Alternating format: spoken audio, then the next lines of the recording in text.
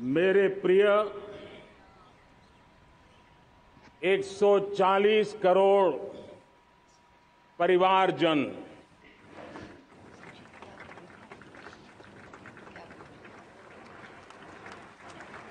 दुनिया का सबसे बड़ा लोकतंत्र और अब बहुत लोगों का अभिप्राय है कि जनसंख्या की दृष्टि से भी हम विश्व में नंबर 1 पर है। इतना बड़ा विशाल देश, 140 करोड़ देश कि मेरे भाई बहन, मेरे परिवारजन आज आजादी का पर्व मना रहे हैं। मैं देश के कोटि कोटि जनों को, देश और दुनिया में भारत को प्यार करने वाले, भारत का सम्मान करने वाले, भारत का गौरव करने वाले कोटि कोटि जनों को आजादी के इस महान पवित्र पर्व की अनेक अनेक शुभकामनाएं देता हूं। मेरे प्यारे परिवारजन, पूज्य बापू के नेतृत्व में असहयोग का आंदोलन, सत्याग्रह की मूवमेंट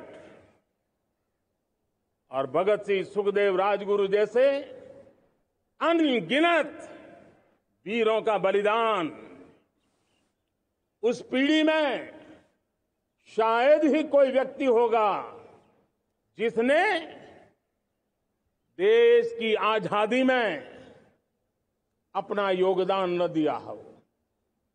मैं आज देश की आजादी के जंग में जिन जिन ने योगदान दिया है,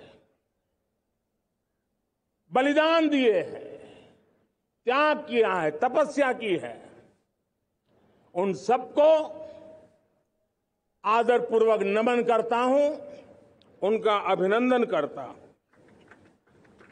आज 15 अगस्त महान क्रांतिकारी और अध्यात्म जीवन के ऋषितुल्य प्रणेता श्री अरबिंदो की 150वीं जयंती पूर्ण हो रही है।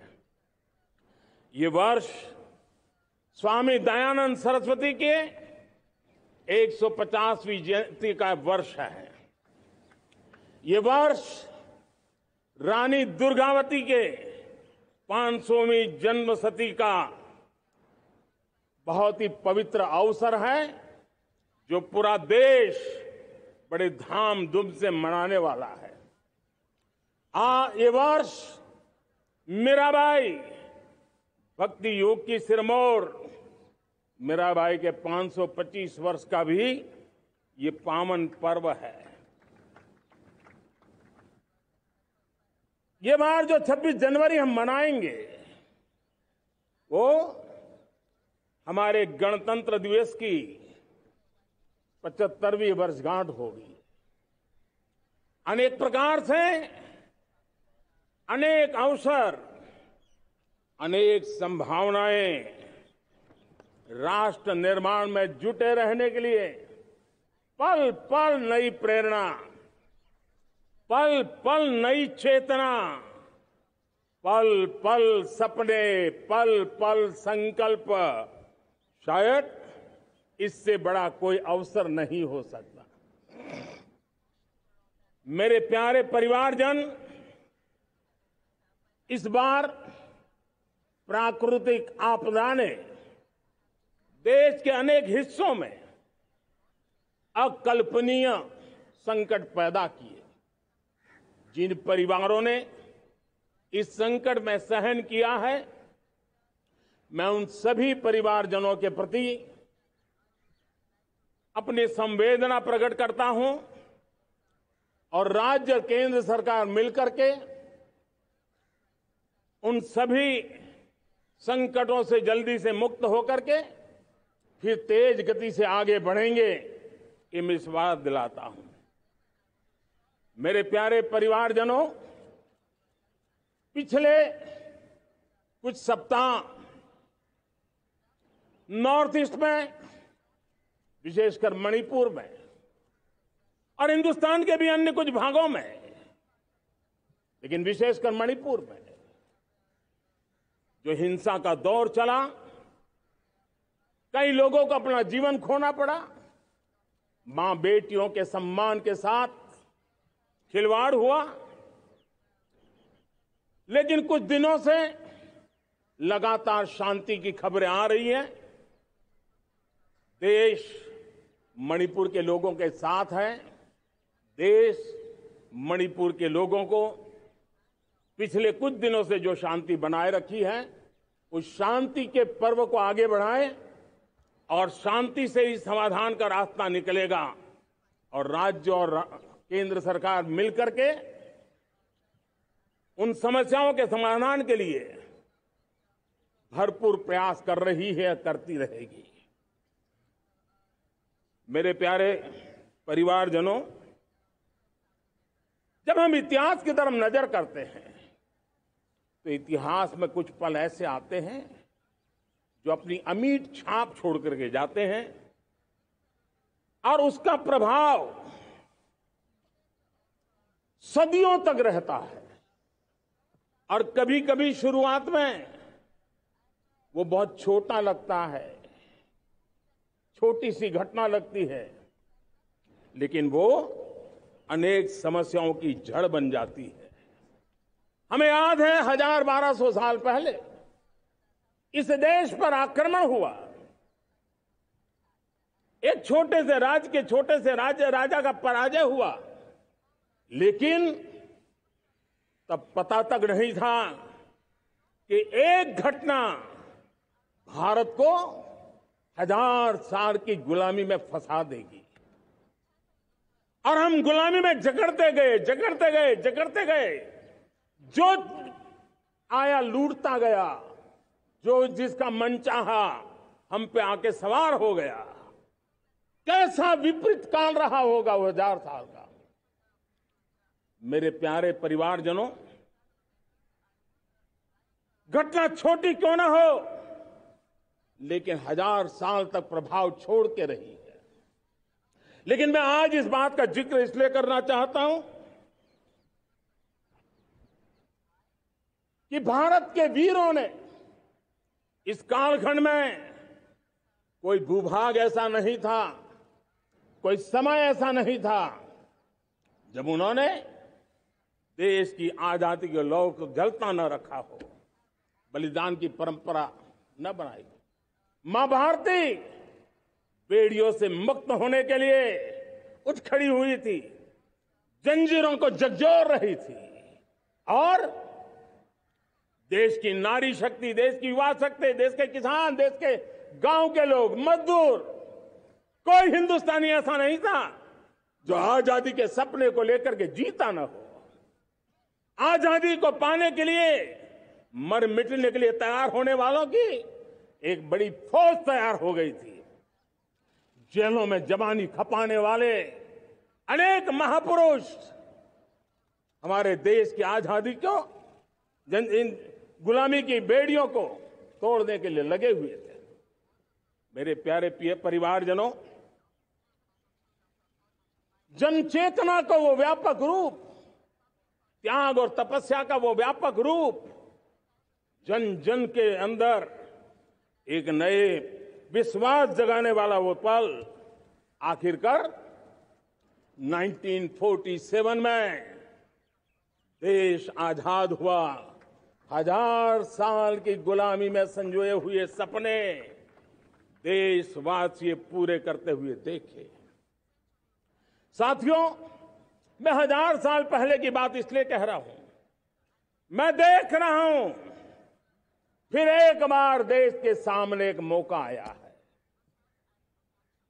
इस ऐसे कालखंड में हम जी रहे हैं, ऐसे कालखंड में हमने प्रवेश किया है और यह हमारा सौभाग्य है कि भारत के ऐसे अमृत काल में, यह अमृत काल का पहला वर्ष है, या तो हम जवानी में जी रहे हैं या हम मां भारती की गोद में जन्म ले चुके हैं।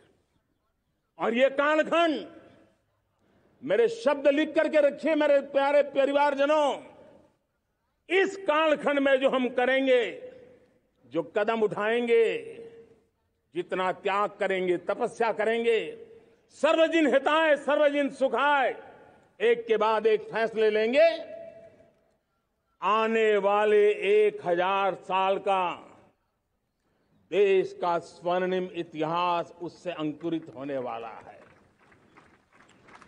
इस कालखंड में होने वाली घटनाएं आगामी 1000 साल के लिए इसका प्रभाव पैदा करने वाली है। गुलामी की मानसिकता से बाहर निकला हुआ देश पंच प्राण को समर्पित होकर के एक नए आत्मविश्वास के साथ आज आगे बढ़ रहा है। नए संकल्पों को सिद्ध करने के लिए वो जी जान से जुड़ रहा है। मेरी भारत माता, जो कभी ऊर्जा का सामर्थ्य था लेकिन राख के ढेर में दबी पड़ी थी, वो भारत मां 140 करोड़ देशवासियों के पुरुषार्थ है, उनकी चेतना से, उनकी ऊर्जा से फिर एक बार जागृत हो चुकी है। मां भारती जागृत हो चुकी है। और मैं साफ देख रहा हूं दोस्तों, यही कालखंड है। पिछले 9-10 साल हमने अनुभव किया है, विश्व भर में भारत की चेतना के प्रति, भारत के सामर्थ्य प्रति एक नया आकर्षण, नया विश्वास, नई आशा पैदा हुई है। और ये प्रकाश पुंज जो भारत से उठा है, वो विश्व को उसमें अपने लिए ज्योति नजर आ रही है। विश्व को एक नया विश्वास पैदा हो रहा है। हमारा सौभाग्य है, कुछ ऐसी चीजें हमारे पास हैं जो हमारे पूर्वजों ने हमें विरासत में दी है और वर्तमान कालखंड ने गढ़ी है। आज हमारे पास डेमोग्राफी है, आज हमारे पास डेमोक्रेसी है, आज हमारे पास डायवर्सिटी है। डेमोग्राफी, डेमोक्रेसी और डायवर्सिटी की ये त्रिवेणी भारत के हर सपने को साकार करने का सामर्थ्य रखती है। आज पूरे विश्व में वहां देशों की उम्र ढल रही है, ढलाव पर है, तब भारत यौवन की तरफ ऊर्जावान होकर के बढ़ रहा है। कितने बड़े गौरव का कालखंड है कि आज 30 साल की कम आयु की जनसंख्या दुनिया में सर्वाधिक कहीं है तो ये मेरे भारत मां की गोद में है, ये मेरे देश में है। और 30 साल से कम उम्र की नौजवान हो मेरे देश के पास हो, कोटि कोटि भुजाएं हो, कोटि कोटि मस्तिष्क हो, कोटि कोटि सपने, कोटि कोटि संकल्प हो, तो भाइयों बहनों, मेरे प्रिय परिवारजनों, हम इच्छित परिणाम प्राप्त करके रह सकते हैं। मेरे प्यारे परिवारजनों, देश का भाग्य ऐसी घटनाएं बदल देती है, यह सामर्थ्य देश के भाग्य को बदल देता है। भारत 1000 साल की गुलामी और आने वाले 1000 साल के भव्य भारत के बीच में पड़ाव पर हम खड़े हैं, एक ऐसी संधि पर खड़े हैं। और इसलिए अब हमें न रुकना है, न दुविधा में जीना है। मेरे प्यारे प्रिय परिवारजनों, हमें खोई हुई उस विरासत का गर्व करते हुए, खोई हुई समृद्धि को प्राप्त करते हुए, हमें फिर एक बार,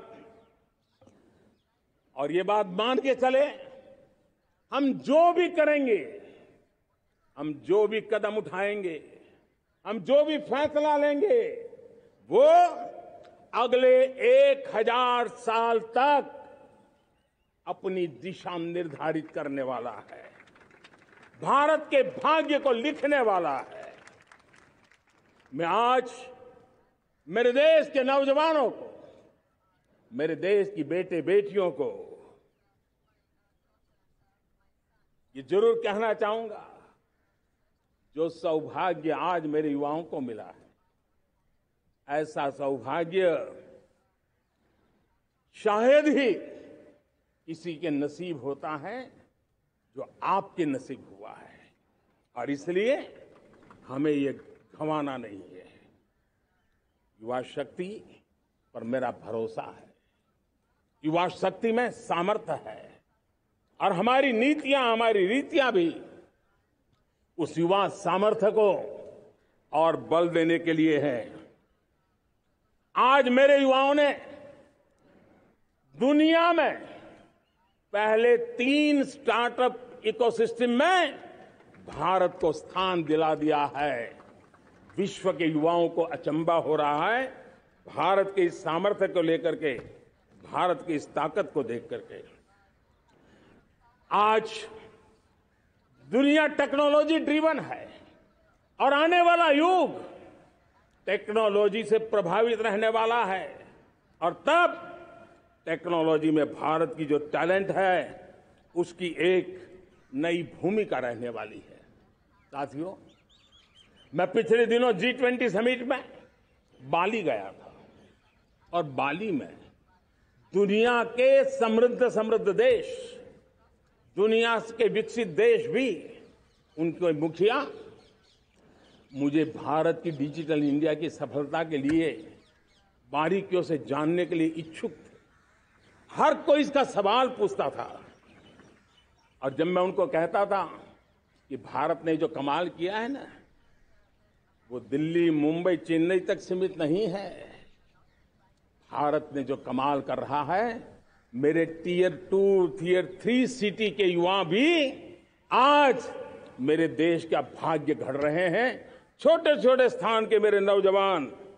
और मैं आज बड़े विश्वास से कहता हूं, देश का ये जो सामर्थ्य नया नजर आ रहा है, और इसलिए मैं कहता हूं, हमारे छोटे शहर आकार और आबादी में छोटे हो सकते हैं। ये हमारे छोटे छोटे शहर, हमारे कस्बे आकार और आबादी में छोटे हो सकते हैं, लेकिन आशा और आकांक्षा, प्रयास और प्रभाव वो किसी से कम नहीं है। वो सामर्थ्य उनके अंदर है। नए ऐप्स, नए सॉल्यूशन, टेक्नोलॉजी डिवाइस। अब खेलों की दुनिया देखिए, कौन बच्चे हैं? झुग्गी झोंपड़ी से निकले हुए बच्चे आज खेलों की दुनिया में पराक्रम दिखा रहे हैं। छोटे छोटे गांव के, छोटे छोटे कस्बे के नौजवान, हमारी बेटे बेटियां आज कमाल दिखा रही हैं। अब देखिए, मेरे देश की 100 जितनी स्कूल ऐसी हैं जहां के बच्चे सैटेलाइट बना करके सैटेलाइट छोड़ने की तैयारियां कर रही है। आज हजारों टिंकरिंग लैब नए वैज्ञानिकों का गर्भाधान कर रही है। आज हजारों टिंकरिंग लैब लाखों बच्चों को साइंस और टेक्नोलॉजी की राह पर आगे बढ़ने के लिए प्रेरणा दे रही है। मैं मेरे देश के नौजवानों को कहना चाहता हूं, अवसरों की कमी नहीं है। आप जितने अवसर चाहेंगे, ये देश आसमान से भी ज्यादा अवसर आपने देने का सामर्थ्य रखता है। मैं आज लाल किले की प्राचीर से मेरे देश की माताओं, बहनों, मेरे देश की बेटियों को हृदय से अभिनंदन करना चाहता हूं। देश आज जब पहुंचा है, अब विशेष शक्ति जुड़ रही है मेरी माताओं बहनों के सामर्थ्य की।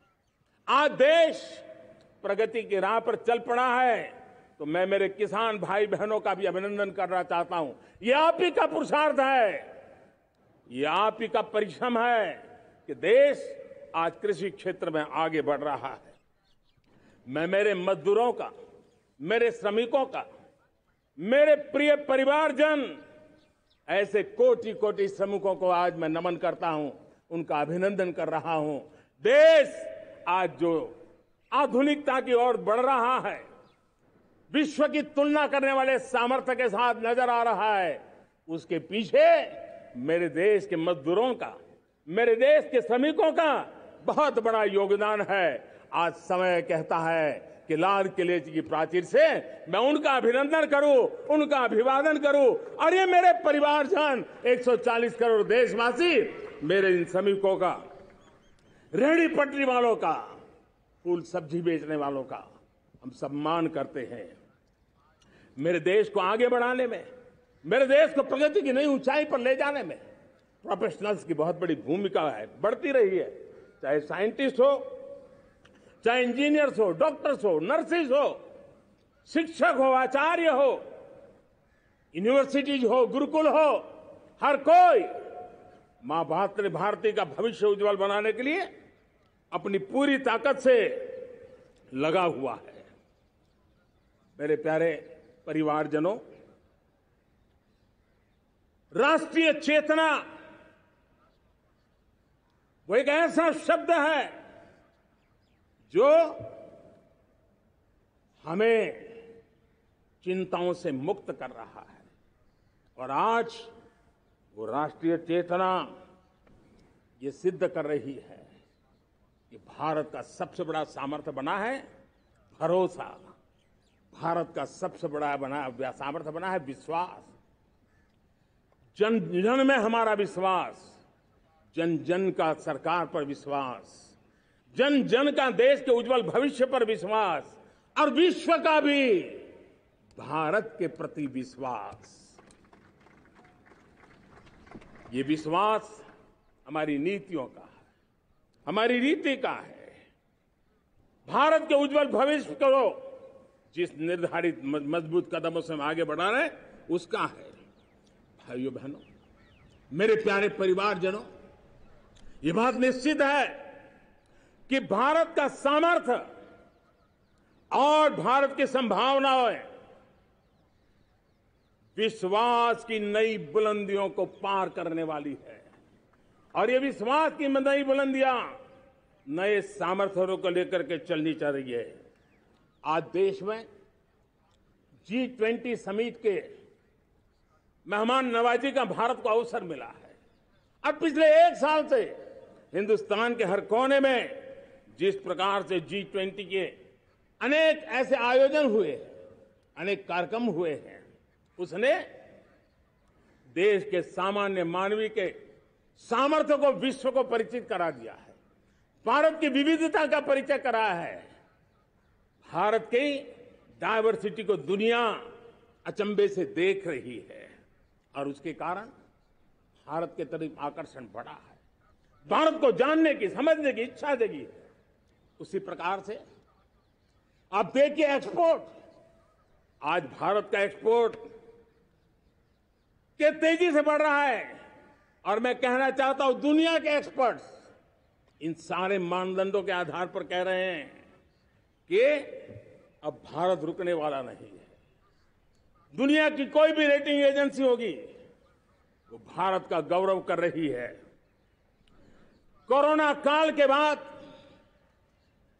दुनिया एक नए सिरे से सोचने लगी, और मैं विश्वास से देख रहा हूं कि जिस प्रकार से द्वितीय महायुद्ध के बाद, द्वितीय विश्व युद्ध के बाद दुनिया ने एक नया वर्ल्ड ऑर्डर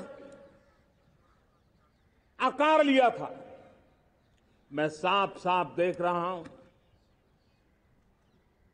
कि कोरोना के बाद एक नया विश्व ऑर्डर, एक नया ग्लोबल ऑर्डर, एक नया जियोपॉलिटिकल इक्वेशन, ये बहुत तेजी से आगे बढ़ रहा है। जियोपॉलिटिकल इक्वेशन की सारे व्याख्याएं बदल रही है, परिभाषाएं बदल रही है, और मेरे प्यारे परिवारजनों, आप गौरव करेंगे। बदलते हुए विश्व को शेप देने में आज मेरे 140 करोड़ देशवासियों, आपका सामर्थ्य नजर आ रहा है। आप निर्णायक मोड़ पर खड़े हैं। और कोरोना काल में भारत ने जिस प्रकार से देश को आगे बढ़ाया, दुनिया ने हमारे सामर्थ्य को देखा है। जब दुनिया की सप्लाई चेन तहस नहस हो गई थी, बड़ी बड़ी अर्थव्यवस्थाओं पर दबाव था, उस समय भी हमने कहा था हमें विश्व का विकास देखना है तो मानव केंद्रीय होना चाहिए, मानवीय संवेदनाओं से भरा हुआ होना चाहिए, और तब जाकर के समस्याओं का सही समाधान निकालेंगे। और कोविड ने हमें सिखाया है या हमें मजबूर किया है, लेकिन मानवीय संवेदनाओं को छोड़ करके हम विश्व का कल्याण नहीं कर सकते। आज भारत ग्लोबल साउथ की आवाज बन रहा है। भारत की समृद्ध विरासत आज दुनिया के लिए एक अवसर बन रहा है। Global economy, global supply chain, इसमें भारत की हिस्सेदारी, मैं पक्का विश्वास से कहता हूं, आज जो भारत ने परिस्थिति पैदा हुई, आज जो भारत ने कमाया है, वो दुनिया में स्थिरता की गारंटी लेकर के आया है। दोस्तों, अब न हमारे मन में, न 140 करोड़ मेरे परिवारजनों के मन में, और न ही दुनिया के मन में कोई इफ्स है, कोई बट्स है। विश्वास बन चुका है। मेरे प्यारे देशवासियों, अब गेंद हमारे पाले में है। हमें अवसर जाने नहीं देना चाहिए, हमें मौका छोड़ना नहीं चाहिए। भारत में मैं मेरे देशवासियों का इसलिए भी अभिनंदन करता हूं कि मेरे देशवासियों में एक नीर क्षीर विवेक का सामर्थ्य है, समस्याओं की जड़ों को समझने का सामर्थ्य है। और इसलिए 2014 में मेरे देशवासियों ने 30 साल के अनुभव के बाद तय किया कि देश को आगे ले जाना है तो स्थिर सरकार चाहिए, मजबूत सरकार चाहिए, पूर्ण बहुमत वाली सरकार चाहिए। और देशवासियों ने एक मजबूत और स्थिर सरकार बनाई। और 3 दशकों के जो अनिश्चितता का कालखंड था, जो अस्थिरता का कालखंड था, जो राजनीतिक मजबूरियों से देश जकड़ा हुआ था, उससे मुक्ति मिली। मेरे प्यारे परिवारजनों, देश के पास आज एक ऐसी सरकार है, वो सर्वजन हिताय सर्वजन सुखाय, देश के संतुलित विकास के लिए समय का पल पल और जनता की पाई पाई, जनता की भलाई के लिए लगा रही है। और मेरी सरकार, मेरे देशवासियों का मन एक बात से जुड़ा हुआ है। हमारे हर निर्णय, हमारे हर दिशा, उसका एक ही मानदंड है, नेशन फर्स्ट, राष्ट्र प्रथम। और राष्ट्र प्रथम यही दूरगामी परिणाम, सकारात्मक परिणाम पैदा करने वाला है। देश में बड़े स्तर पर काम हो रहा है। और लेकिन मैं कहना चाहूंगा, 2014 में आपने एक मजबूत सरकार बनाई, और मैं कहता हूं 2014 में और 2019 में आपने एक सरकार फॉर्म की, तो मोदी में रिफॉर्म करने की हिम्मत आई। आपने ऐसी सरकार फॉर्म की कि मोदी को रिफॉर्म की हिम्मत आई। और जब मोदी ने एक के बाद एक रिफॉर्म किए, तो मेरे ब्यूरोक्रेसी के लोग, मेरे लाखों हाथ पैर जो हिंदुस्तान के कोने कोने में सरकार के हिस्से के रूप में काम कर रहे हैं, उन्होंने ब्यूरोक्रेसी ने ट्रांसफॉर्म करने के लिए, परफॉर्म करने की जिम्मेवारी बखूबी निभाई। और उन्होंने परफॉर्म करके दिखाया, और जनता जनार्दन जुड़ गई, तो वो ट्रांसफॉर्म होता भी नजर आ रहा है। और इसलिए रिफॉर्म, परफॉर्म, ट्रांसफॉर्म, ये कालखंड अब भारत के भविष्य को गढ़ रहा है। और हमारी सोच, देश की उस ताकतों को बढ़ावा देने पर है जो आने वाले 1000 साल की नींव को मजबूत करने वाले हैं। दुनिया को युवा शक्ति की जरूरत है, युवा स्किल की जरूरत है। हमने अलग स्किल मिनिस्ट्री बनाई, वो भारत की आवश्यकताओं को तो पूरी करेगी, वो दुनिया की आवश्यकताओं को पूरी करने का भी सामर्थ्य रखेगी। हमने जल शक्ति मंत्रालय बनाया। मंत्रालय की बनाने की रचना को भी अगर कोई एनालिसिस करेगा ना, तो इस सरकार के मन मस्तिष्क को बड़े अच्छे ढंग से आप समझ पाएंगे। हमने जल शक्ति मंत्रालय बनाया। ये जल शक्ति मंत्रालय हमारे देश के एक एक देशवासियों को पीने का शुद्ध पानी पहुंचे, पर्यावरण की रक्षा के लिए पानी के प्रति संवेदनशील व्यवस्थाएं विकसित हो, उस पर हम बल रहे हैं। हमारे देश में कोरोना के बाद दुनिया देख रही है होलिस्टिक हेल्थ केयर, ये समय की मांग है। हमने अलग आयुष मंत्रालय बनाया और योग और आयुष आज दुनिया में अपना परचम लहरा रहे हैं। हमने दुनिया को हमारे कमिटमेंट के कारण विश्व का हमारे प्रति ध्यान गया है। अगर हम ही हमारे इस सामर्थ्य को नकार देंगे तो फिर दुनिया कैसे स्वीकार करेगी। लेकिन जब मंत्रालय बना तो दुनिया को भी उसका मूल्य समझने आया। मत्स्य पालन, हमारा इतना बड़ा समुद्री तट, हमारे कोटि कोटि मछुआरे भाई बहन, उनका कल्याण भी हमारे दिलों में है। और इसलिए हमने अलग से मत्स्य पालन को लेकर के, पशुपालन को लेकर के, डेयरी को लेकर के अलग मंत्रालय की रचना की, ताकि समाज के जिस वर्ग के लोग पीछे रह गए उनको हम साथ लें। देश में सरकारी अर्थव्यवस्था के हिस्से होते हैं, लेकिन समाज की अर्थव्यवस्था का एक बड़ा हिस्सा है कोऑपरेटिव मूवमेंट। उसको बल देने के लिए, उसको आधुनिकता लाने के लिए और देश के कोने कोने में लोकतंत्र की एक सबसे बड़ी इकाई को मजबूत करने के लिए हमने अलग कोऑपरेटिव मंत्रालय बनाया। और वो हमारी सहकारी संस्थाएं उसका जाल बिछा रहा है, ताकि गरीब से गरीब की वहां सुनवाई हो, उसकी आवश्यकताओं की पूर्ति हो, और वो भी राष्ट्र की विकास की योगदान में एक छोटी इकाई का हिस्सा बनकर के उसमें वो योगदान दे रखें। हमने सहकार से समृद्धि का रास्ता अपनाया है। मेरे प्यारे परिवारजनों, जब हम लोग 14 में आए थे तो हम वैश्विक अर्थव्यवस्था में 10वें नंबर पर थे, और आज 140 करोड़ देशवासियों का पुरुषार्थ रंग लाया है कि हम विश्व की अर्थव्यवस्था में 5वें नंबर पर पहुंच चुके हैं। और ये ऐसे ही नहीं हुआ है। जो एक भ्रष्टाचार का राक्षस देश को दबोचे हुए थे, लाखों करोड़ के घोटाले अर्थव्यवस्था को डामाडोल कर रहे थे, गवर्नेंस फ्रेजाइल फाइल में देश की पहचान होने लगी थी, लीकेजेस को हमने बंद किया, मजबूत अर्थव्यवस्था बनाई। हमने गरीब कल्याण के लिए ज्यादा से ज्यादा धन खर्चने का प्रयास किया। और आज मैं देशवासियों को बताना चाहता हूं कि जब देश आर्थिक रूप से समृद्ध होता है तो सिर्फ तिजोरी नहीं भरती है,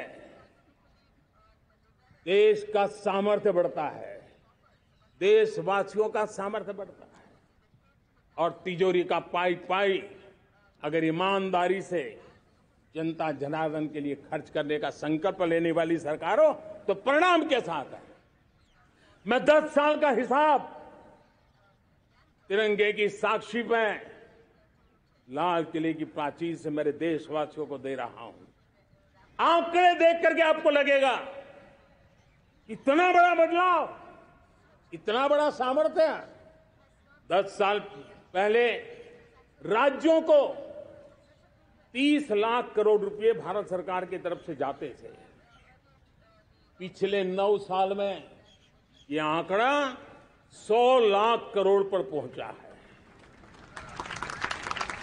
पहले स्थानीय निकाय के विकास के लिए भारत सरकार के खजाने से 70,000 करोड़ रुपया जाता था। आज वो 3 लाख करोड़ से भी ज्यादा जा रहा है। पहले गरीबों के घर बनाने के लिए 90,000 करोड़ रुपया खर्च होता था। आज वो 4 गुना होकर के 4 लाख करोड़ से भी ज्यादा खर्च गरीबों के घर बनाने के लिए हो रहा है। पहले गरीबों को यूरिया सस्ता मिले, जो यूरिया की बैग दुनिया के कुछ बाजारों में 3,000 में बिकती है, वो यूरिया की बैग मेरे किसानों को 300 में मिले। और इसलिए देश की सरकार 10 लाख करोड़ रुपया मेरे किसानों की यूरिया में सब्सिडी दे रहा है। मुद्रा योजना 20 लाख करोड़ रुपए, उससे भी ज्यादा मेरे देश के नौजवानों को स्वरोजगार के लिए, अपने व्यवसाय के लिए, अपने कारोबार के लिए दिए हैं। 8 करोड़ लोगों ने नया कारोबार शुरू किया है। और 8 करोड़ लोगों ने कारोबार शुरू किया है तो नहीं, हर कारोबारी ने एक या दो लोगों को रोजगार दिया है। 8 से 10 करोड़ नए लोगों को रोजगार देने का सामर्थ्य ये मुद्रा योजना से लाभ लेने वाले 8 करोड़ नागरिकों का रहा है। एमएसएमई को करीब 3.5 लाख करोड़ रुपए की मदद से कोरोना के संकट में भी उनको डूबने नहीं दिया, मरने नहीं दिया, उनको एक ताकत दी है। 1 रैंक 1 पेंशन मेरे देश के सेना के जवानों का एक सम्मान का विषय था। 70,000 करोड़ रुपया भारत की तिजोरी से आज पहुंचा है, मेरे निवृत्त सेना के नायकों के जेब में, उनके परिवार में पहुंचा है। सभी कैटेगरी में, मैंने तो कुछ ही गिनाए, मैं ज्यादा समय लेना नहीं चाहता। हर कैटेगरी में पहले की तुलना में अनेक गुना धन देश के विकास के लिए, कोने कोने में रोजगार पैदा करने के लिए, पाई पाई का उपयोग भारत का भाग्य बदलने के लिए हो, और इसलिए हमने काम किया है। और मेरे प्यारे प्रियजनों, इतना ही नहीं, हमने इन सारे प्रयासों का परिणाम है कि आज 5 साल के मेरे कार्यकाल में, 5 साल के कार्यकाल में, 5 साल में 13.5 करोड़ मेरे गरीब भाई बहन गरीबी की जंजीरों को तोड़ करके नियो मिडिल क्लास के रूप में बाहर आए हैं। जीवन का इससे बड़ा कोई संतोष नहीं होता। मेरे प्यारे प्रिय परिवारजनों, और जब 13.5 करोड़ लोग गरीबी की इस मुसीबतों से बाहर निकलते हैं, तो कैसी कैसी योजनाएं उनको मदद दी है। उनको आवास योजना का लाभ मिलना, पीएम स्वनिधि से 50,000 करोड़ रुपया रेहड़ी पटरी वालों तक पहुंचाया है। आने वाले दिनों में, आने वाली विश्वकर्मा जयंती पर एक कार्यक्रम हम लागू करेंगे।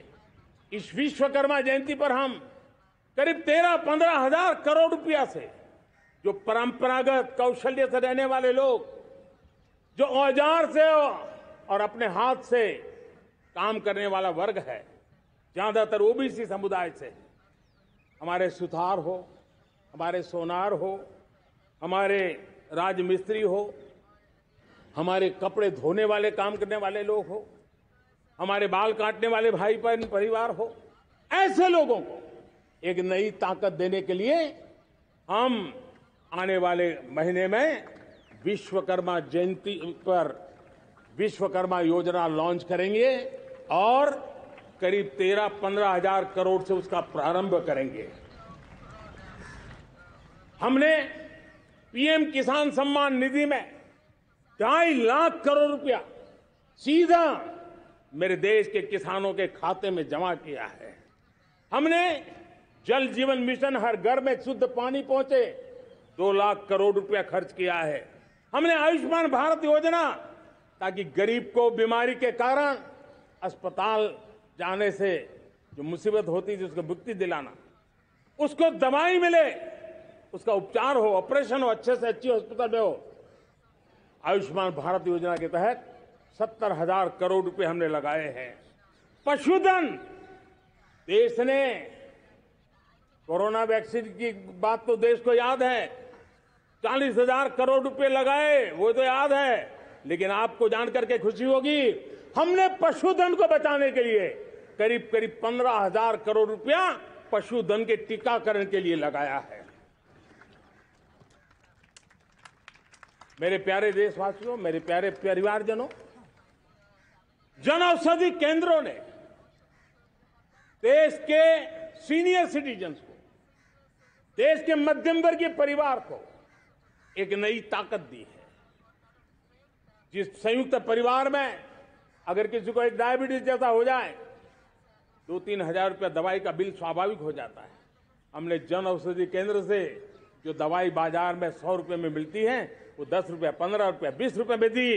और आज देश में 1000 जन औषधि केंद्रों से मेरे इन बीमारी में जिनको दवाई की जरूरत थी, ऐसे लोगों के करीब 20,000 करोड़ रुपया उनके जेब में बचा है। और ये ज्यादातर मध्यम वर्ग के परिवार के लोग हैं। लेकिन आज उसकी सफलता को देखते हुए मैं देशवासियों को कहना चाहता हूं, जैसे हम एक विश्वकर्मा योजना लेकर के समाज के उस वर्ग को छूने वाले हैं, अब देश में 10,000 जन औषधि केंद्र से हम 25,000 जन औषधि केंद्र का लक्ष्य लेकर के आने वाले दिनों में काम करने वाले हैं। मेरे प्यारे परिवारजनों, जब देश में गरीबी कम होती है तो देश की मध्यम वर्ग की ताकत बहुत बढ़ती है। और अगर दुनिया में, और मैं आपको विश्वास दिलाता हूं, आने वाले 5 साल में मोदी का गारंटी है, देश पहले 3 वैश्विक इकोनॉमी में अपना जगह ले लेगा। ये पक्का जगह ले लेगा। आज जो 13.5 करोड़ गरीबी से बाहर आए हुए लोग हैं, वो एक प्रकार से मध्यम वर्ग की ताकत बन जाते हैं। जब गरीब की खरीद शक्ति बढ़ती है तो मध्यम वर्ग की व्यापार शक्ति बढ़ती है। जब गांव की खरीद शक्ति बढ़ती है तब कस्बे और शहर की आर्थिक व्यवस्था और तेज गति से दौड़ती है। और यही इंटरकनेक्टेड हमारा अर्थचक्र होता है। हम उसको बल लेकर के आगे चलना चाहते हैं। मेरे प्यारे परिवारजनों, शहर के अंदर जो कमजोर लोग रहते हैं, बिना घर को मुसीबत रहती है, मध्यम वर्ग के परिवार अपना खुद का घर का सपना देख रहे हैं, हम उसके लिए भी आने वाले कुछ सालों के लिए एक योजना लेकर के आ रहे हैं। और जिसमें ऐसे मेरे परिवारजन जो शहरों में अपना घर, शहरों में रहते हैं लेकिन किराए के मकान पे रहते हैं, झुग्गी झोपड़ी में रहते हैं, चाल में रहते हैं, अनऑथराइज्ड कॉलोनीज में रहते हैं, ऐसे मेरे परिवारजन अगर अपना मकान बनाना चाहते हैं तो बैंक से जो लोन मिलेगा उसके ब्याज के अंदर राहत देकर के लाखों रुपयों की मदद करने का हमने निर्णय किया है। मेरे मध्यम वर्ग के परिवार को जब 2 लाख से 7 लाख इनकम टैक्स की सीमा बढ़ जाती है तो सबसे बड़ा लाभ सैलरी क्लास को होता है, मेरे मध्यम वर्ग को होता है। इंटरनेट का डेटा बहुत महंगा था 2014 के पहले, आज दुनिया का सबसे सस्ता इंटरनेट का डेटा का खर्चा हो रहा है। हर परिवार के पैसे बच रहे हैं। मेरे प्यारे परिवारजनों, विश्व कोरोना के बाद अभी तक उभर नहीं पाया है। युद्ध ने फिर एक नई मुसीबत पैदा की है। आज दुनिया महंगाई के संकट से जूझ रही है। पूरी दुनिया की अर्थव्यवस्था को महंगाई ने दबोच के रखा है। हम भी दुनिया से जिन सामान की जरूरत होती है लाते हैं, तो हमें सामान तो इंपोर्ट करते हैं। हमारा दुर्भाग्य है कि हमें महंगाई भी इंपोर्ट करनी पड़ती है, क्योंकि पूरी दुनिया को महंगाई ने जकड़ के रखा है। लेकिन मेरे प्यारे परिवारजनों, भारत ने महंगाई को नियंत्रित रखने के लिए भरसक प्रयास किए हैं। पिछले कालखंड की तुलना में हमें कुछ सफलता भी मिली है, लेकिन इतने से संतोष नहीं मान सकते। दुनिया से हमारी चीजें अच्छी है, इतने बात से हम सोच नहीं सकते। मुझे तो मेरे देशवासियों को महंगाई की बोझ कम से कम हो, इस दिशा में और भी कदम उठाने हैं और हम उस कदम को उठा के रहेंगे। मेरा प्रयास निरंतर जारी रहेगा। मेरे प्यारे परिवारजनों, आज देश अनेक क्षमताओं को लेकर के आगे बढ़ रहा है। देश आधुनिकता की तरफ आगे बढ़ने के लिए काम कर रहा है। आज देश रिन्यूएबल एनर्जी पे काम कर रहा है। आज देश ग्रीन हाइड्रोजन पे काम कर रहा है। देश की स्पेस पे क्षमता बढ़ रही है, तो देश की डीप सी मिशन में भी सफलता के साथ आगे चल रहा है। देश में रेल आधुनिक हो रही है, तो वंदे भारत बुलेट ट्रेन भी आज देश के अंदर काम कर रही है। गांव गांव पक्की सड़कें बन रही है, तो इलेक्ट्रिक बसें, मेट्रो की रचना भी आज देश में हो रहे हैं। आज गांव गांव तक इंटरनेट पहुंच रहा है, तो क्वांटम कंप्यूटर के लिए भी देश तय कर रहता है। नैनो यूरिया, नैनो डीएपी, उस पर काम हो रहा है, तो दूसरी तरफ जैविक खेती पर भी हम बल दे रहे हैं। आज किसान उत्पादक संघ एफपीओ का निर्माण हो रहा है, तो हम सेमीकंडक्टर का भी निर्माण करने के लिए चाह रहे हैं। हम दिव्यांग जनों के लिए एक सुगम भारत के निर्माण के लिए काम करते हैं, तो हम पैरालंपिक में भी हिंदुस्तान का तिरंगा झंडा गाड़ने के लिए मेरे दिव्यांग जनों को सामर्थ्यवान बना रहे हैं। हम खिलाड़ियों को स्पेशल ट्रेनिंग दे रहे हैं।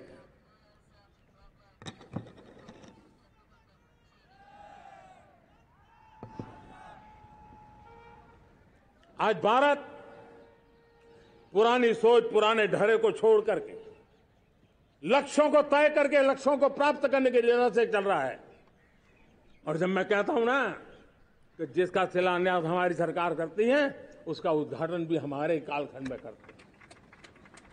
इन दिनों जो मैं शिलान्यास कर रहा हूं ना, आप लिख के रखिए, उसके उद्घाटन भी आप सबने मेरे नसीब में ही छोड़े हुए हैं। हमारी कार्य संस्कृति बड़ा सोचना, दूर का सोचना, सर्वजन हिताय सर्वजन सुखाय सोचना, यह हमारी कार्यशैली रही है।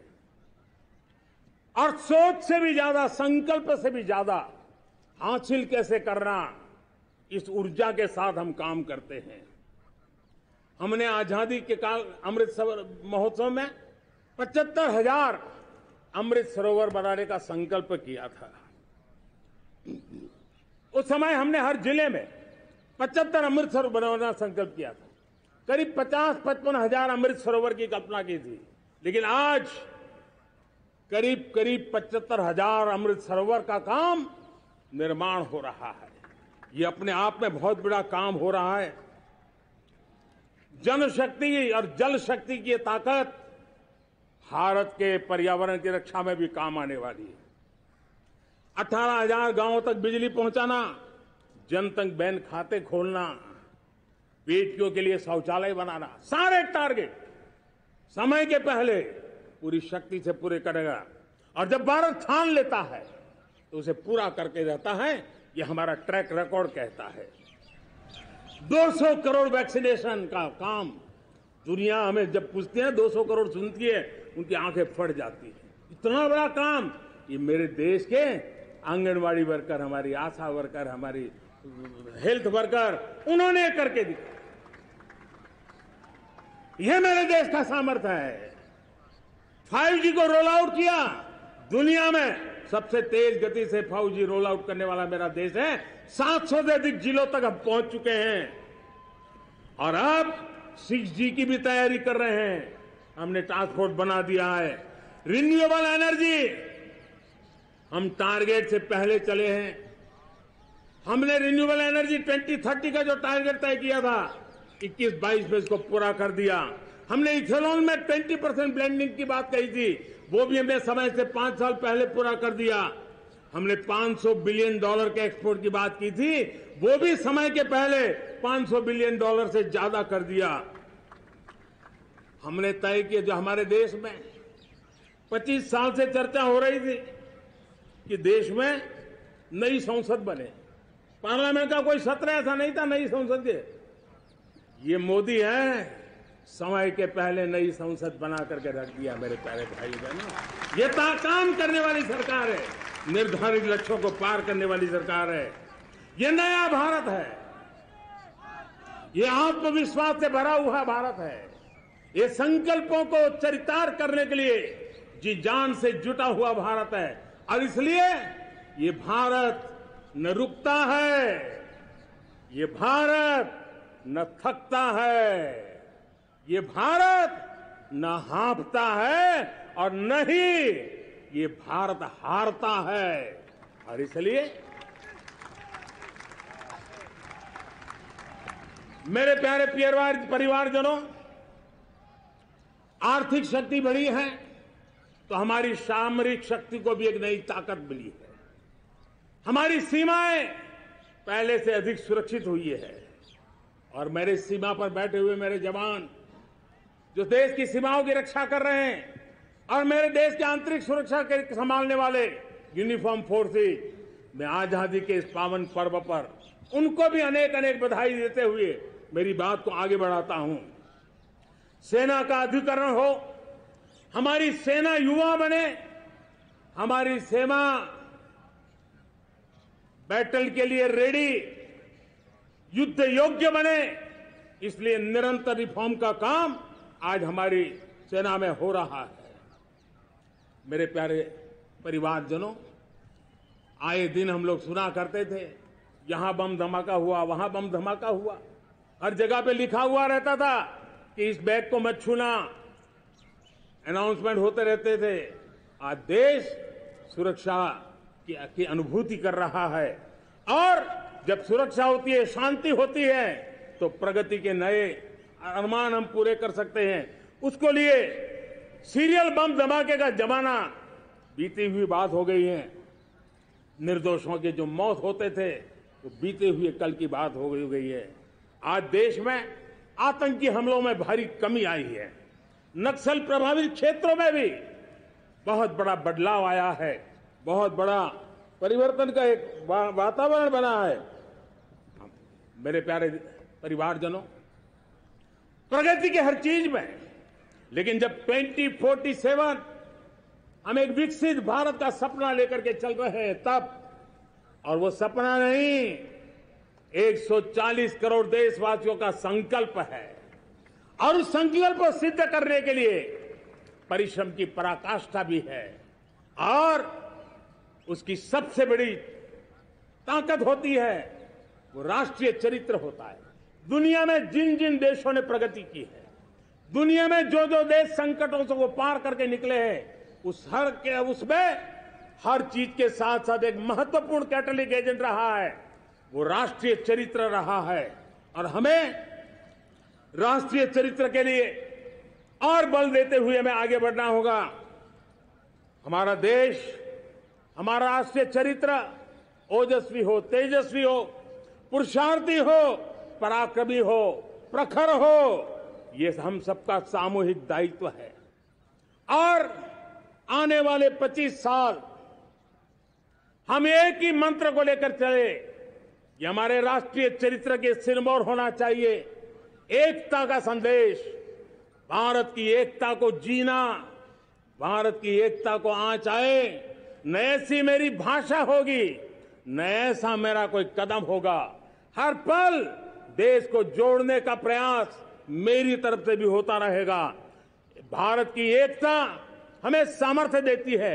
उत्तर हो, दक्षिण हो, पूर्व हो, पश्चिम हो, गांव हो, शहर हो, पुरुष हो, नारी हो, हम सब ने एकता के भाव के साथ और विविधता भरे देश में एकता का सामर्थ्य होता है।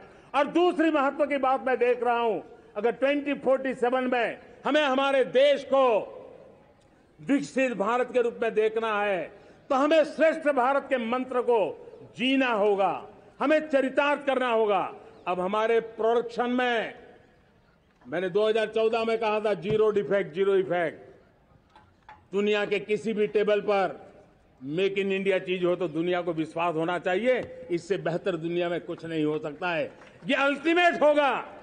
हमारी हर चीज, हमारी सर्विसेज होगी तो श्रेष्ठ होगी, हमारे शब्द की ताकत होगी तो श्रेष्ठ होगी, हमारी संस्थाएं होगी तो श्रेष्ठ होगी, हमारी निर्णय प्रक्रियाएं होगी तो श्रेष्ठ होगी। ये श्रेष्ठता का भाव लेकर के हमें चलना होगा। तीसरी बात है, देश में आगे बढ़ाने के लिए एक अतिरिक्त शक्ति का सामर्थ्य भारत को आगे ले जाने वाला है और वो है विमेन लेड डेवलपमेंट। आज भारत गर्व से कह सकता है कि दुनिया में नागरिक उड्डयन में अगर किसी एक देश में सबसे ज्यादा विमेन पायलट हैं तो मेरे देश में है।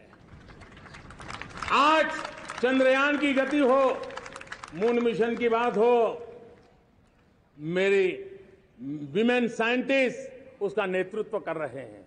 आज विमेन सेल्फ हेल्प ग्रुप हो, मेरी 2 करोड़ लखपति दीदी का लक्ष्य लेकर के आज विमेन सेल्फ हेल्प ग्रुप पे हम काम कर रहे हैं। हमारी नारी शक्ति के सामर्थ्य को बढ़ावा देते हुए विमेन लेड डेवलपमेंट के, और जब G20 में मैंने विमेन लेड डेवलपमेंट के विषय को आगे बढ़ाया है तो पूरा G20 समूह इसके महत्व को स्वीकार कर रहा है और उसके महत्व को स्वीकार कर करके वो उसको बहुत बल दे रहे हैं। उसी प्रकार से भारत विविधताओं से भरा देश है। असंतुलित विकास के हम शिकार रहे हैं। मेरा पराया का के कारण हमारे देश के कुछ हिस्से उसके शिकार रहे हैं। अब हमें रीजनल एस्पिरेशंस को, संतुलित विकास को बल देना है और रीजनल एस्पिरेशंस को लेकर के उस भावना को हमें सम्मान देते हुए, जैसे हमारी भारत मां का कोई, हमारा शरीर का कोई अंग अगर अविकसित रहे तो हमारा शरीर विकसित नहीं माना जाएगा। हमारा शरीर का कोई अंग दुर्बल रहे तो हमारा शरीर स्वस्थ नहीं माना जाएगा। वैसे ही मेरी भारत माता, उसका कोई एक भूभाग भी, समाज का कोई तबका भी अगर दुर्बल रहे तो मेरी भारत माता समर्थ है, स्वस्थ है, ऐसा बैठ करके हम नहीं बैठ सकते। और इसलिए रीजनल एस्पिरेशंस को हमने एड्रेस करने की आवश्यकता है और इसलिए हम समाज का सर्वांगीण विकास हो, सर्वस्पर्शी विकास हो, भूभाग के हर क्षेत्र को उसकी अपनी ताकत को खिलने का अवसर मिले, उस दिशा में आगे बढ़ना चाहते हैं। मेरे प्यारे परिवारजनों, भारत एक मदर ऑफ डेमोक्रेसी है। भारत मॉडल ऑफ डाइवर्सिटी भी है। भाषाएं अनेक हैं, बोलियां अनेक हैं, परिधान अनेक हैं, विविधताएं बहुत है। हमने उन सारे लोगों को आधार पर आगे बढ़ना है। मेरे प्यारे परिवारजनों,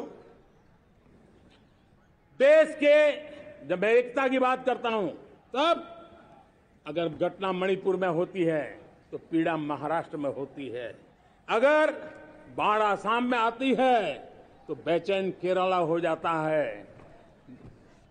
हिंदुस्तान के किसी भी हिस्से में कुछ भी हो, हम एक अंगांगी भाव की अनुभूति करते हैं। मेरे देश की बेटियों पर जुल्म न हो, यह हमारा सामाजिक भी दायित्व है, यह हमारा पारिवारिक दायित्व भी है और ये देश के नाते हम सबका दायित्व है। आज जब अफगानिस्तान से गुरु ग्रंथ साहब के स्वरूप को लाते हैं तो पूरा देश गौरव की अनुभूति करता है। जब आज दुनिया के किसी देश में कोविड के काल में मेरा कोई सिख भाई लंगर लगाता है, भूखों को खिलाता है और दुनिया में वाहवाही होती है तो हिंदुस्तान का सीना चौड़ा हो जाता है।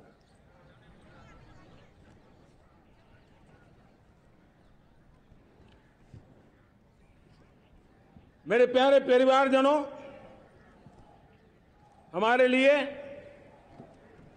जब नारी सम्मान की बात करते हैं, मुझे अभी एक देश में दौरा कर रहा था तो वहां एक बहुत ही सीनियर मिनिस्टर, उसने मुझे एक सवाल पूछा। उसने कहा, आपके यहां बेटियां साइंस और इंजीनियरिंग के विषयों की पढ़ाई करती हैं क्या? उसमें क्या था? मैंने उनको कहा, आज मेरे देश में लड़कों से ज्यादा बेटियां आज स्टेम यानी साइंस, टेक्नोलॉजी, इंजीनियरिंग और मैथ्स, अधिकतम भाग मेरी बेटियां ले रही। तो उनके लिए अचरज था। ये सामर्थ्य आज हमारे देश का देख रहा है।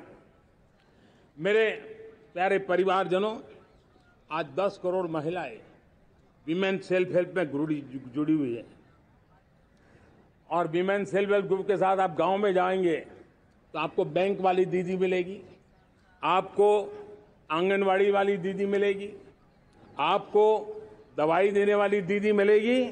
और अब मेरा सपना है 2 करोड़ लखपति दीदी बनाने का, गांव में 2 करोड़ लखपति दीदी। और इसके लिए एक नया अभिगम भेजा। साइंस और टेक्नोलॉजी, हमारे गांव की महिलाओं का भी सामर्थ्य देखता हूं मैं, और इसलिए हम एक नई योजना सोच रहे हैं कि हमारे एग्रीकल्चर सेक्टर में टेक्नोलॉजी आए, एग्रीटेक को बल मिले। इसलिए विमेन सेल्फ हेल्प ग्रुप की बहनों को हम ट्रेनिंग देंगे, ड्रोन चलाने की, ड्रोन रिपेयरिंग की हम ट्रेनिंग देंगे, और हजारों ऐसे विमेन सेल्फ हेल्प ग्रुप को भारत सरकार ड्रोन देगी, ट्रेनिंग देगी, और हमारे एग्रीकल्चर के काम में ड्रोन की सेवाएं उपलब्ध हो। इसके लिए हम शुरुआत करेंगे। प्रारंभ हम 15,000 विमेन सेल्फ हेल्प ग्रुप के द्वारा ये ड्रोन की उड़ान का हम आरंभ कर रहे हैं। मुझे विश्वास है कि इसके कारण हमारे परिवारजनों का, मेरे प्यारे परिवारजनों, आज देश आधुनिकता की तरफ बढ़ रहा है। हाईवे हो, रेलवे हो, एयरवे हो, आईवेज हो, इंफॉर्मेशन वेज, वाटरवेज हो, कोई क्षेत्र ऐसा नहीं है जिस क्षेत्र को आगे बढ़ाने की दिशा में आज देश काम न करता हो। पिछले 9 वर्ष में तटीय क्षेत्रों में हमने, आदिवासी क्षेत्र में, हमारे पहाड़ी क्षेत्र में विकास को बहुत बढ़ दिया है। हमने पर्वतमाला, भारतमाला ऐसी योजनाओं के द्वारा समाज के उस वर्ग को हमने बल दिया है। हमने गैस की पाइपलाइन से हमारे पूर्वी भारत को जोड़ने का काम किया है। हमने अस्पतालों की संख्या बढ़ाई है, हमने डॉक्टर की सीटें बढ़ाई है ताकि हमारे बच्चे डॉक्टर बनने का सपना पूरा कर सके। हमने मातृभाषा में पढ़ाने पर बल दिया है, अब मातृभाषा में वो पढ़ाई कर सके उस दिशा में।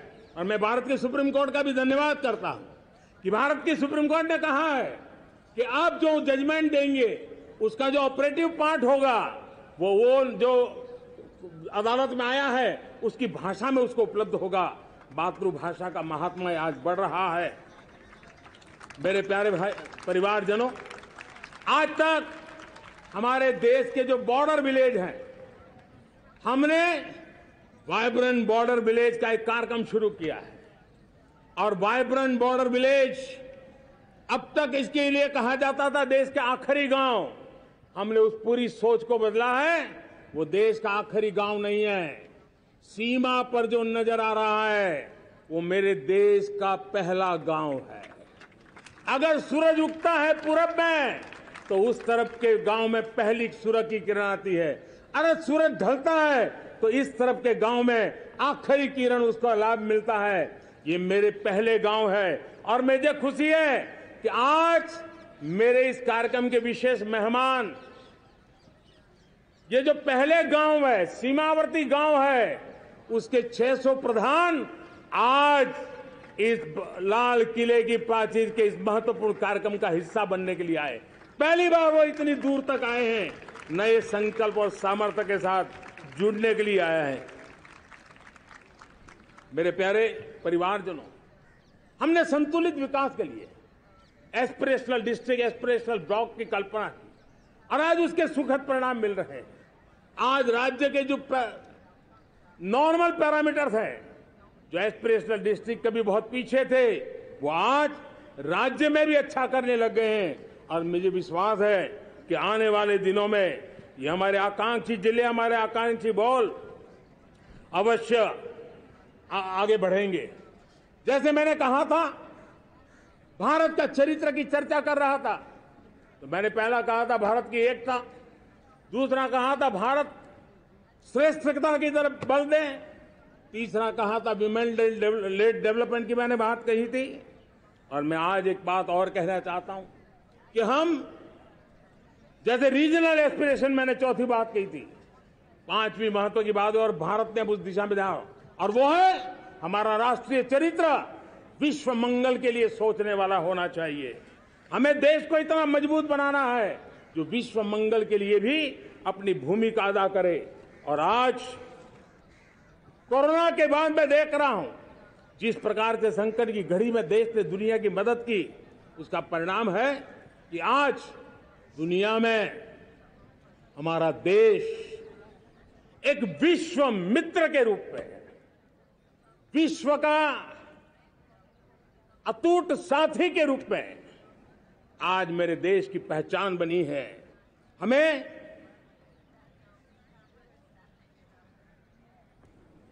जब विश्व मंगल की बात करते हैं तब भारत का मूलभूत विचार है, उस विचार को हम आगे बढ़ाने लोग हैं। और मुझे खुशी है कि आज अमेरिकी संसद के भी कई चुने हुए गणमान्य प्रतिनिधि भी आज हमारे 15 अगस्त के इस अवसर में हमारे बीच में मौजूद है। भारत की सोच कैसी है, हम विश्व मंगल की बात को कैसे आगे बढ़ाते हैं। अब देखिए, हम जब सोचते हैं तो क्या कहते हैं, हमने दुनिया के सामने ये दर्शन रखा है और दुनिया उस दर्शन को लेकर के हमारे साथ जुड़ रही है। हमने कहा one sun, one world, one grid. Renewable energy के क्षेत्र में एक बहुत बड़ा हमारा स्टेटमेंट है, आज दुनिया उसको स्वीकार कर रही है। कोविड के बाद हमने दुनिया को कहा हमारा अप्रोच होना चाहिए वन अर्थ, वन हेल्थ। समस्याओं का समाधान तभी होगा जब मानव को, पशु को, पौधे को बीमारी के संबंध में समान रूप से एड्रेस किया जाएगा, तब जाकर के हम करेंगे। हमने G20 समिट के लिए दुनिया के सामने कहा है one world, one family, one future. इस सोच को लेकर के चल रहे हैं। हमने क्लाइमेट को लेकर के दुनिया जो संकट से जूझ रही है, हमने रास्ता दिखाया है, लाइफ मिशन लॉन्च किया है, लाइफस्टाइल फॉर एनवायरमेंट। हमने दुनिया के सामने इंटरनेशनल सोलर अलायंस बनाया और आज दुनिया के कई देश इंटरनेशनल सोलर अलायंस का हिस्सा बन रहे हैं। हमने बायोडायवर्सिटी का महत्व देखते हुए बिग कैट अलायंस की व्यवस्था को हमने आगे बढ़ाया है। हमने प्राकृतिक आपदा के कारण, ग्लोबल वार्मिंग के कारण इंफ्रास्ट्रक्चर का जो नुकसान होता है, उसके लिए दूरगामी व्यवस्थाओं की जरूरत है और इसलिए coalition for disaster resilient infrastructure, CDRI, एक समाधान के रूप में दुनिया को दिया है। विश्व आज समुद्रों को संघर्ष का केंद्र बना रहा है, तब हमने दुनिया को सागर का प्लेटफॉर्म दिया है जो वैश्विक समुद्रिक शांति की गारंटी बन सकता है। हमने पारंपरिक चिकित्सा पद्धतियों को बल देते हुए WHO का ग्लोबल लेवल का सेंटर हिंदुस्तान में बनाने की दिशा में काम किया है। हमने योग और आयुष के द्वारा विश्व कल्याण और विश्व के स्वस्थता की दिशा में काम किया है। और आज भारत विश्व मंगल की मजबूत नींव डाल रहा है। इस मजबूत नींव को आगे बढ़ाना हम सबका काम है, हम सबकी जिम्मेवारी है। मेरे प्यारे परिवारजनों, सपने अनेक है, संकल्प साफ है, नीतियां स्पष्ट है, नीयत के सामने कोई सवाल या निशान नहीं है। लेकिन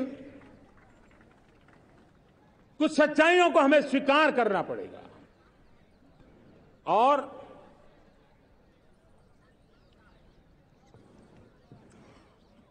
उसके समाधान के लिए मेरे प्रिय परिवारजनों, मैं आज लाल किले से आपकी मदद मांगने आया हूं। मैं लाल किले से आपके आशीर्वाद मांगने आया हूं, क्योंकि पिछले सालों मैंने देश को जो समझा है, देश की आवश्यकताओं को जो मैंने परखा है, और अनुभव के आधार पर मैं कह रहा हूं कि आज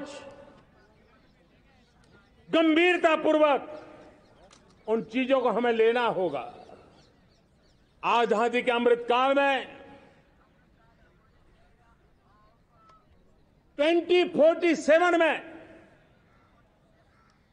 जब देश आजादी के 100 साल मनाएगा, उस समय दुनिया में भारत का तिरंगा झंडा विकसित भारत का तिरंगा झंडा होना चाहिए।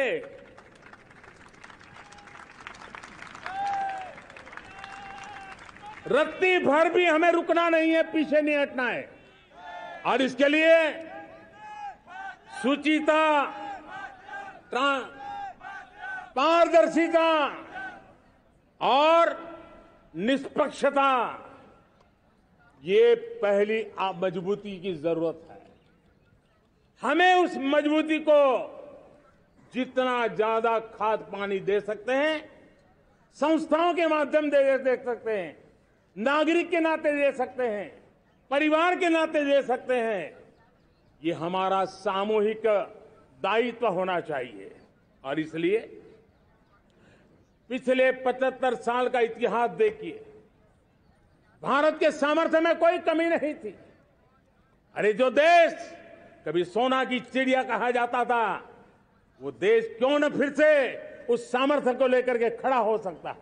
मेरा अटूट विश्वास है साथियों, मेरे प्रिय परिवारजनों, मेरा अखंड अटूट एक निष्ठ विश्वास है कि 2047 में जब देश आजादी के 100 साल मनाएगा, मेरा देश विकसित भारत बन के रहेगा। और ये मैं मेरे देश के सामर्थ्य के आधार पर कह रहा हूं, मेरे उपलब्ध संसाधनों के आधार पर कह रहा हूं, और सबसे ज्यादा 30 से कम आयु वाली मेरी युवा शक्ति के भरोसे कह रहा हूं, मेरी माताओं बहनों के सामर्थ्य के भरोसे कह रहा हूं। लेकिन उसके सामने अगर कोई रुकावट है, कुछ विकृतियां पिछले 75 साल में ऐसे घर कर गई है, हमारी समाज व्यवस्था का ऐसा हिस्सा बन गई है कि कभी कभी तो हम आंख भी बंद कर देते हैं। अब आंख बंद करने का समय नहीं है। अगर सपनों को सिद्ध करना है, संकल्प को पार करना है, तो हमें ये आंख मिचौली बंद करके, आंख में आंख मिला करके 3 बुराइयों से लड़ना बहुत समय की मांग है। हमारे देश की सारी समस्याओं की जड़ में भ्रष्टाचार ने दिमक की तरह देश की सारी व्यवस्थाओं को, देश के सामर्थ्य को पूरी तरह नोच लिया। भ्रष्टाचार से मुक्ति, भ्रष्टाचार के खिलाफ जंग हर इकाई में, हर क्षेत्र में। और मैं देशवासियों, मेरे प्रिय परिवारजनों, ये मोदी के जीवन का कमिटमेंट है। ये मेरे अपने व्यक्तित्व का एक कमिटमेंट है कि मैं भ्रष्टाचार के खिलाफ लड़ाई लड़ता रहूंगा। दूसरा, हमारे देश को नोच लिया है परिवारवाद ने। इस परिवारवाद ने देश को जिस प्रकार से जकड़ के रखा है, उसने देश के लोगों का हक छीना है। और तीसरी बुराई तुष्टीकरण की है। ये तुष्टीकरण में भी देश के मूलभूत चिंतन को, देश के सर्व समावेशक हमारे राष्ट्रीय चरित्र को दाग लगा दिए हैं, तहस नहस कर दिया है इन लोगों ने। और इसलिए मेरे प्यारे देशवासियों, इसलिए मेरे प्यारे परिवारजनों, हमें इन 3 बुराइयों के खिलाफ पूरे सामर्थ्य के साथ लड़ना है। भ्रष्टाचार, परिवारवाद, तुष्टीकरण, ये चुनौतियां हमारे, ये ऐसी चीजें पनपी है जो हमारे देश के लोगों का जो आकांक्षा है उसका दमन करती है। हमारे देश के कुछ लोगों के पास जो छोटा मोटा सामर्थ्य है उसका शोषण करती है। ये ऐसी चीजें हैं जो हमारे लोगों की आशा आकांक्षाओं को सवाल या निशान में गाड़ देती है। हमारे गरीब हो, हमारे दलित हो, हमारे पिछड़े हो, हमारे पसमानदा हो, हमारे आदिवासी भाई बहन हो, हमारी माताएं बहनें हो, हमने सबने उनके हकों के लिए इन 3 बुराइयों से मुक्ति पानी है। हमें भ्रष्टाचार के खिलाफ एक नफरत का माहौल बनाना है। जैसे गंदगी हमें नफरत पैदा करती है ना मन में, गंदगी पसंद नहीं है, ये सार्वजनिक जीवन की इससे बड़ी कोई गंदगी नहीं हो सकती। और इसलिए हमारे स्वच्छता अभियान को एक नया मोड़ ये भी देना है कि हमें भ्रष्टाचार से मुक्ति पानी है। सरकार टेक्नोलॉजी से भ्रष्टाचार की मुक्ति के लिए बहुत प्रयास कर रही है। आपको जानकर के हैरानी होगी, इस देश में पिछले 9 साल में एक काम मैंने ऐसे किया, आंकड़ा सुनोगे तो लोग कहेंगे मोदी ऐसा करता है, जैसे 10 करोड़ लोग करीब करीब जो गलत फायदा उठाते थे वो मैंने रोक दिया। तो आप में से कोई कहेगा आपने लोगों से अन्याय कर दिया। जी नहीं, ये 10 करोड़ कौन लोग थे? ये 10 करोड़ वो लोग थे जिनका जन्म ही नहीं हुआ था और उनके नाम पर उनके विडो हो जाते थे, वो वृद्ध हो जाते थे, वो दिव्यांग हो जाते थे, फायदे लिए जाते थे। 10 करोड़ ऐसे बेनामी जो चीजें चलती थी उसको रोकने का पवित्र काम, भ्रष्टाचारियों की संपत्ति जो हमने जब्त की है ना, वो पहले की तुलना में 20 गुना ज्यादा की है। मेरे प्यारे परिवारजनों, ये आपकी कमाई का पैसा लोग लेकर के भागे थे, 20 गुना ज्यादा संपत्ति को जब्त करने का। और इसलिए लोगों की मेरे प्रति नाराजगी होना बहुत स्वाभाविक है, लेकिन मुझे भ्रष्टाचार के खिलाफ की लड़ाई को आगे बढ़ाना है। हमारे सरकारी व्यवस्था ने पहले कैमरा के सामने तो कुछ हो जाता था, लेकिन बाद में चीजें अटक जाती थी। हमने पहले की तुलना में कई गुना ज्यादा अदालत में चार्जशीट की है और अब जमानतें भी नहीं मिलती हैं। वैसी पक्की व्यवस्था को लेकर के हम आगे बढ़ रहे हैं, क्योंकि हम ईमानदारी से भ्रष्टाचार के खिलाफ लड़ रहे हैं। आज परिवारवाद और तुष्टीकरण, इसने देश का बहुत बड़ा दुर्भाग्य किया है। अब लोकतंत्र में ये कैसे हो सकता है कि पॉलिटिकल पार्टी, और मैं विशेष बल दे रहा हूं पॉलिटिकल पार्टी, आज मेरे देश के लोकतंत्र में एक ऐसी विकृति आई है जो कभी भारत के लोकतंत्र को मजबूती नहीं दे सकती। और वो क्या है बीमारी? परिवारवादी पार्टियां। और उनका तो मंत्र क्या है? Party of the family, by the family and for the family. इनका तो जीवन मंत्र यही है कि उनकी पॉलिटिकल पार्टी, उनका राजनीतिक दल परिवार का, परिवार के द्वारा और परिवार के लिए, परिवारवाद और भाई भतीजावाद प्रतिभाओं के दुश्मन होते हैं, योग्यता को नकारते हैं, सामर्थ्य को स्वीकार नहीं करते हैं। और इसलिए परिवारवाद इस देश के लोकतंत्र की मजबूती के लिए उसकी मुक्ति जरूरी है। सर्वजन हिताय सर्वजन सुखाय, हर किसी को हक मिले इसलिए, और सामाजिक न्याय के लिए भी ये बहुत। उसी प्रकार से तुष्टीकरण ने सामाजिक न्याय का सबसे बड़ा नुकसान किया। अगर सामाजिक न्याय को तबाह किसने किया है तो ये तुष्टीकरण की सोच, तुष्टीकरण की राजनीति, तुष्टीकरण का सरकारी योजनाओं का तरीका, इसने सामाजिक न्याय को मौत के घाट उतार दिया है। और इसलिए हमें तुष्टीकरण, भ्रष्टाचार, ये विकास का सबसे बड़ा दुश्मन है। अगर देश विकास चाहता है, देश 2047 विकसित भारत का सपना का साकार करना चाहता है, तो हमारे लिए आवश्यक है कि हम किसी भी हालत में देश में भ्रष्टाचार को सहन नहीं करेंगे। इस मूड को लेकर के चलना चाहिए। मेरे प्यारे परिवारजनों, हम सबका एक बहुत बड़ा महत्वपूर्ण दायित्व है।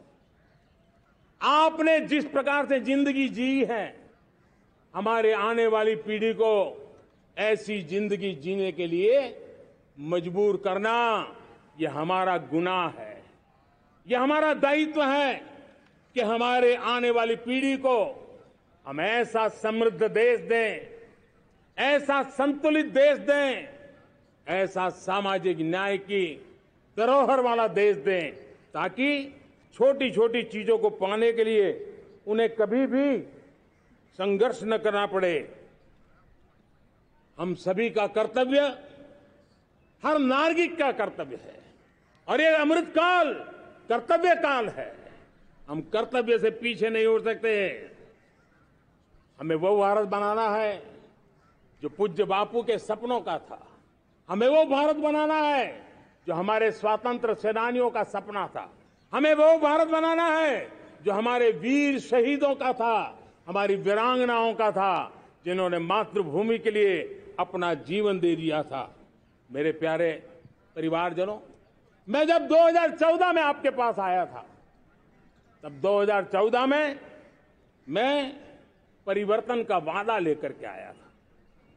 2014 में मैंने आपको वादा किया था, मैं परिवर्तन लाऊंगा, और 140 करोड़ मेरे परिवारजन, आपने मुझ पे भरोसा किया और मैंने विश्वास पूरा करने की कोशिश की। रिफॉर्म, परफॉर्म, ट्रांसफॉर्म, वो 5 साल जो वादा था वो विश्वास में बदल गया, क्योंकि मैंने परिवर्तन का वादा किया था। रिफॉर्म, परफॉर्म, ट्रांसफॉर्म के द्वारा मैंने इस वादे को विश्वास में बदल दिया। कठोर परिश्रम किया है, देश के लिए किया है, शान से किया है, सिर्फ और सिर्फ नेशन फर्स्ट, राष्ट्र सर्वोपरि, इस भाव से किया है। 2019 में परफॉर्मेंस के आधार पर आप सबने मुझे फिर से आशीर्वाद दिया। परिवर्तन का वादा मुझे यहां ले आया, परफॉर्मेंस मुझे दोबारा ले आया, और आने वाले 5 साल अभूतपूर्व विकास के हैं। 2047 के सपने को साकार करने का सबसे बड़ा स्वर्णिम पल आने वाले 5 साल है। और अगली बार 15 अगस्त को इसी लाल किले से मैं आपको देश की उपलब्धियां, आपके सामर्थ्य, आपके संकल्प, उसमें हुई प्रगति, उसकी जो सफलता है, उसके गौरवगान, उससे भी अधिक आत्मविश्वास के सामने, आपके सामने मैं प्रस्तुत करूंगा। मेरे प्यारे प्रियजनों, मेरे परिवारजनों, मैं आप में से आता हूं, मैं आपके बीच से निकला हूं, मैं आपके लिए जीता हूं। अगर मुझे सपना भी आता है तो आपके लिए आता है। अगर मैं पसीना भी बहाता हूं तो आपके लिए बहाता हूं, क्योंकि इसलिए नहीं कि आपने मुझे दायित्व दिया है, मैं इसलिए कर रहा हूं कि आप मेरे परिवारजन हैं, और आपके परिवार के सदस्य के नाते मैं आपके किसी दुख को देख नहीं सकता हूं, मैं आपके सपनों को चूर चूर होते नहीं देख सकता हूं, मैं आपके संकल्प को सिद्धि तक ले जाने के लिए आपका एक साथी बन करके, आपका एक सेवक बन करके, आपके साथ जुड़े रहने का, आपके साथ जीने का, आपके लिए जूझने का मैं संकल्प लेकर के चला हुआ इंसान हूं। और मुझे विश्वास है, हमारे पूर्वजों ने आजादी के लिए जो जंग लड़ा था, जो सपने देखे थे, वो सपने हमारे साथ है। आजादी के जंग में जिन्होंने बलिदान दिया था, उनके आशीर्वाद हमारे साथ है और 140 करोड़ देशवासियों को एक ऐसा अवसर आया है। ये अवसर हमारे लिए एक बहुत बड़ा संबल लेकर के आया है और इसलिए मेरे प्यारे प्रियजनों, आज जब मैं अमृतकाल में आपके साथ बात कर रहा हूं, ये अमृतकाल का पहला वर्ष है। ये अमृतकाल के पहले वर्ष पर जब मैं आपसे बात कर रहा हूं तो मैं आपको पूरे विश्वास से कहना चाहता हूं, चलता चलाता काल चक्र, चलता चलाता काल चक्र, अमृत काल का भाल चक्र, चलता चलाता काल चक्र, अमृत काल का भाल चक्र, सबके सपने, सबके सपने अपने सपने, सबके सपने अपने सपने, पनपे सपने सारे, सबके सपने अपने सपने, पनपे सपने सारे, धीर चले वीर चले, धीर चले वीर चले, चले युवा हमारे, धीर चले वीर चले, चले युवा हमारे, नीति सही, नीति सही, रीति नहीं, नीति सही, रीति नहीं, गति सही, गति सही, राह नहीं, गति सही, राह नहीं। चुनो चुनो चुनौती, चुनो चुनौती सीना तान, चुनो चुनौती सीना तान, जग में बढ़ाओ देश का नाम, चुनो चुनौती सीना तान, जग में बढ़ाओ देश का नाम। मेरे प्यारे परिवारजनों, हिंदुस्तान के कोने कोने में बैठे हुए मेरे परिवारजन, दुनिया के कोने कोने में जाकर के बसे हुए मेरे परिवारजन, आप सबको आजादी के पावन पर्व की फिर एक बार मैं बहुत बहुत शुभकामनाएं देता हूं। ये अमृतकाल हम सबके लिए कर्तव्य काल है। ये अमृतकाल हम सबको मां भारती के लिए कुछ कर गुजारने का काल है। आजादी का जब जंग चल रहा था 1947 के पहले जो पीढ़ी ने जन्म लिया था, उन्हें देश के लिए मरने का मौका मिला था। वो देश के लिए मरने के लिए मौका नहीं छोड़ते थे, लेकिन हमारे नसीब में देश के लिए मरने का मौका नहीं है। लेकिन हमारे लिए देश के लिए जीने का ये इससे बड़ा कोई अवसर नहीं होता। हमें पल पल देश के लिए जीना है। इसी संकल्प के साथ इस अमृतकाल में 140 करोड़ देशवासियों के सपने संकल्प भी बनाने हैं। 140 करोड़ देशवासियों के संकल्प को सिद्धि में भी परिवर्तित करना है और 2047 का जब तिरंगा झंडा फहरेगा तो विश्व एक विकसित भारत का गुणगान करता होगा। इसी विश्वास के साथ, इसी संकल्प के साथ मैं आप सबको अनेक अनेक शुभकामनाएं देता हूं, बहुत बहुत बधाई देता हूं। जय हिंद, जय हिंद, जय हिंद। भारत माता की, भारत माता की, भारत माता की। वंदे वंदे वंदे। बहुत बहुत धन्यवाद।